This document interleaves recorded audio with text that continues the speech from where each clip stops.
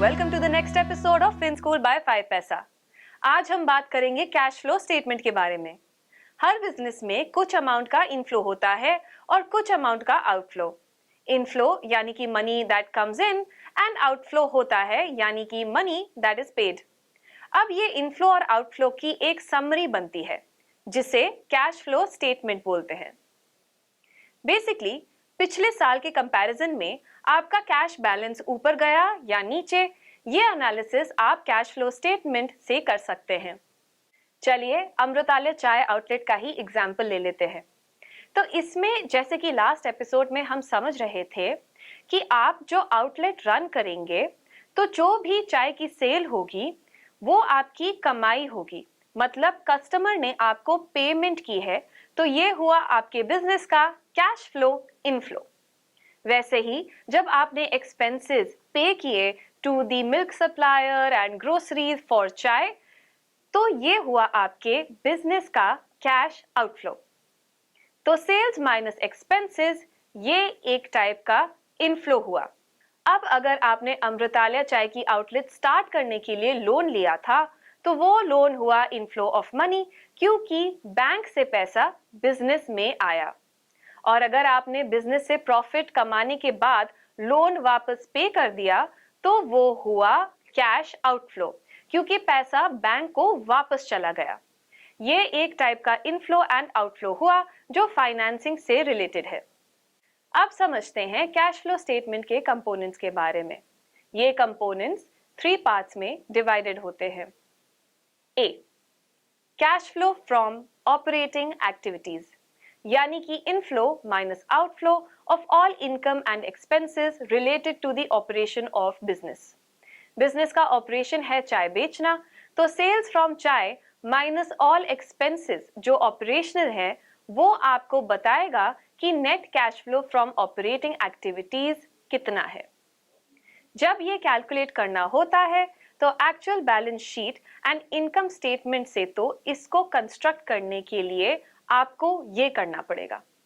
Profit before tax में से सारे नॉन ऑपरेटिंग एक्सपेंसेस को ऐड बैक करना होगा और सारे नॉन ऑपरेटिंग इनकम्स को लेस करना होगा। The formula here is PBT plus non operation expenses like depreciation and finance cost minus non operating income equals operating profit before working capital changes. Depreciation is a non-operating expense which is to be added because इसमें कुछ भी actual cash outflow नहीं होता. It's just asset value going down. Finance cost क्योंकि ये operation से related है नहीं है. That's why this also needs to be added back. Financing cost is basically related to financing and not operations. And non-operating income जिसको reduce करना है वो है other income, dividend income, rental income etcetera. अब ये एडजस्टमेंट करने के बाद आपको मिलेगा operating profit before working capital changes. इसमें जब आप वर्किंग कैपिटल चेंजेस एडजस्ट कर लेंगे तो हमें मिलेगा net cash flow from operating activities. Working capital changes यानी कि आपको देखना पड़ेगा कि रिसीवेबल्स इंक्रीज हुए या decrease versus last year. Similarly inventory increase हुई या डिक्रीज और ट्रेड पेएबल्स इंक्रीज हुए या decrease. As a rule of thumb, a decrease in a non-cash asset is a source of cash while an increase is a use of cash. For example, a decrease in accounts receivables implies that payment was received, which increases the cash balance. An increased liability is a source of cash, while a decreased liability implies cash was used to pay down the obligation and therefore reduces the cash balance. Number 2. Cash flow from investing activities. यानी कि कौन से asset आपने खरीदे और कौन से बेचे। जब भी लॉन्ग टर्म एसेट का सेल एंड परचेज होता है उससे क्या इनफ्लो होगा या आउटफ्लो। जब एसेट परचेज होंगे तो आपको कैश पे करना पड़ेगा, यानी कि कैश फ्लो हुआ। और जब आपने पुराने एसेट बेच दिए तो होगा इनफ्लो, बिकॉज आपको बेचने से कैश मिलेगा। जैसे कि आपने नया गैस खरीदा, ये एक तरह का एसेट हुआ आपके चाय के बिजनेस के लिए, एंड इसीलिए ये हुआ कैश आउटफ्लो। और अगर आपने कोई पुराना गैस बेचा तो ये होगा inflow. Number 3, cash flow from financing activities, यानी कि बिजनेस कैसे फाइनेंस हो रहा है, डेट से या इक्विटी से।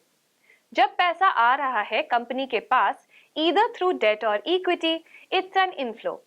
और जब आप रीपेमेंट कर रहे हो या प्रॉफिट्स डिस्ट्रीब्यूट कर रहे हो तो वो हुआ आउटफ्लो, बिकॉज कंपनी से कैश बाहर गया।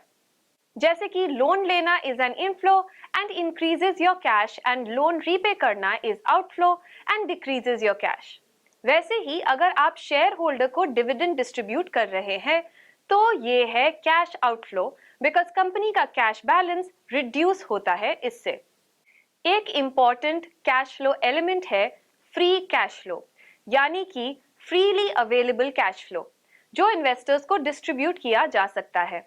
इसका फॉर्मूला है cash flow from operating activity minus capital expenditure, यानी कंपनी ने कितना प्रॉफिट किया और उसमें से कितना कंपनी ने री इन्वेस्ट करने के लिए डिसाइड किया। पेंडिंग अमाउंट शेयर होल्डर के पास डिस्ट्रीब्यूट हो सकता है क्योंकि वो खर्चा नहीं होने वाला। फ्री कैश फ्लो सबसे इंपॉर्टेंट एस्पेक्ट होता है इन्वेस्टर्स के लिए समझना, बिकॉज जिस कंपनी का फ्री कैश फ्लो स्ट्रॉन्ग होता है वो एक्सपेंशन कर सकता है इजीली बिना डेट का सहारा लिए। गाइस, मेरी तरफ से फिलहाल इतना ही। मैं मिलूंगी आपको फिन स्कूल बाय 5 पैसा के अगले एपिसोड में। बाय।